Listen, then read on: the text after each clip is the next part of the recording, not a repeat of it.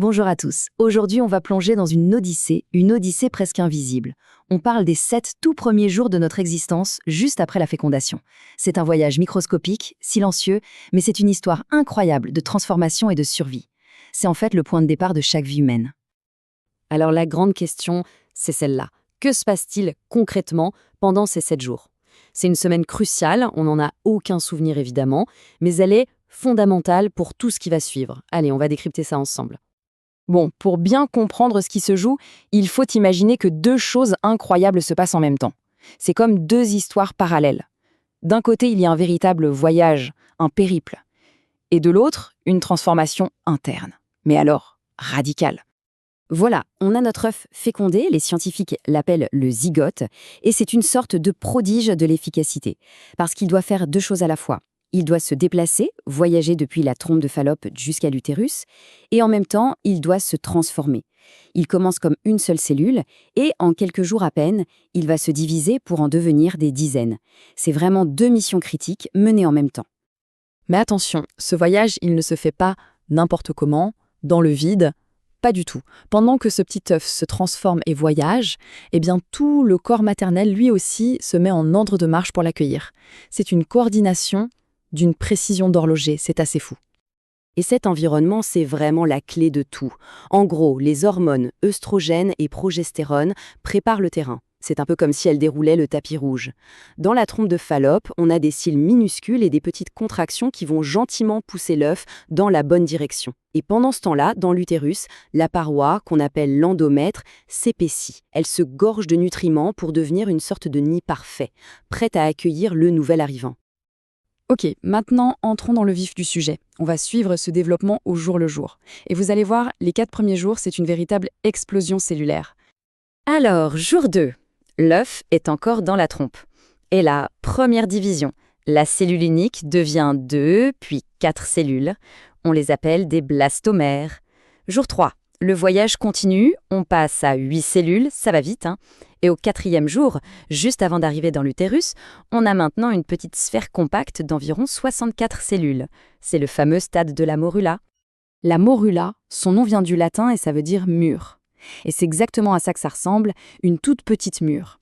C'est encore une structure assez simple, mais il y a déjà une organisation. Les cellules les plus grosses, elles se mettent au centre, et les plus petites, elles vont se placer sur le pourtour, à la périphérie.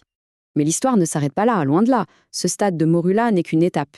Juste après, l'embryon va se réorganiser complètement pour prendre une nouvelle forme, une nouvelle identité beaucoup plus complexe. Et c'est là qu'intervient un moment absolument fascinant, la spécialisation. En gros, entre le jour 4 et le jour 6, les cellules vont choisir leur destin. C'est incroyable, non? Les cellules de l'extérieur vont former ce qu'on appelle le trophoblaste, ça c'est le futur placentin. Et les cellules qui sont à l'intérieur, elles forment l'embryoblaste, ça c'est le futur embryon. Ensuite, une cavité remplie de liquide se forme entre ces deux groupes. Et à la fin, cette nouvelle structure, qu'on appelle maintenant un blastocyste, va littéralement éclore, se libérer de sa coque protectrice. On pourrait dire que le blastocyste, c'est un peu comme une sphère creuse, avec à l'intérieur une cargaison précieuse. Le contenant, c'est le trophoblaste, et la cargaison, eh bien, c'est l'embryoblaste. C'est lui qui contient absolument tout le plan, tout le potentiel du futur être humain. Le voyage arrive à son terme. Le blastocyste est maintenant transformé. Il est libre. Il est prêt pour l'ultime étape, l'étape cruciale de cette première semaine. Alors, pendant 1 jour ou 2, après avoir éclos, le blastocyste va flotter librement dans l'utérus. C'est une petite période de flottement, si on peut dire, de préparation juste avant le grand moment. Et puis, au 7e jour, c'est le contact. Le blastocyste s'approche et s'accole à la paroi de l'utérus. C'est le tout début de l'implantation. Le voyageur a atteint sa destination. Mission accomplie. Mais voilà, il faut être honnête. Cette odyssée, ce voyage incroyable, est très très loin d'être un succès garanti. En réalité, cette première semaine est une épreuve du feu, une période de sélection naturelle extrêmement intense et pleine d'obstacles. 50%. Ce chiffre, il est brutal, mais il représente une réalité biologique absolument fondamentale. Oui, 50%, c'est le taux de survie d'un œuf fécondé pendant cette première semaine. Ça veut dire qu'un œuf sur 2 n'y arrive pas. Mais cet échec, il faut le voir aussi comme une forme de contrôle qualité de la nature. C'est un mécanisme qui élimine les embryons qui ont des anomalies trop graves et qui de toute façon n'auraient pas été viables. Alors qu'est-ce qui peut mal tourner ? Eh bien, pas mal de choses. Il peut y avoir des défauts chromosomiques ou génétiques dès le départ. Les divisions cellulaires peuvent mal se passer.